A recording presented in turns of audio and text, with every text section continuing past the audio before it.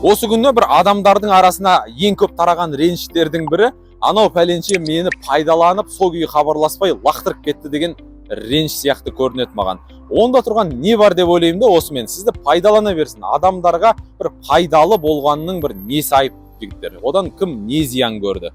Адамдар бір жағадан бас, бір жеңнен бір қол шығарғанда ғана бір тұтас тірлік бір тынатын сияқты болып көрінеді. Ал егер енді сіздің бір шарапатыңызды көріп, сол күйі бір атызын салмай кеткен адам болса, әлгі бір сипағанды білмейтін сиыр сияқты, Алла сізді ондай бір арам пиғылмен араласатын адамнан алыстатқан шығар, ол адамды сізден бір аластаған шығар тіпті. Сондықтан таныстарымызды бір ізгі мақсатта пайдаланудан өзімізде ол таныстарымызға пайдалы болудың ешқандай бір сөкеттігі, айыбы жоқ деп ойлаймын жігіттер. Тіпті табысты жігіттің табысты болудың бір құпиясы да осында жасырынып жатқан секілді болып көрінеді маған.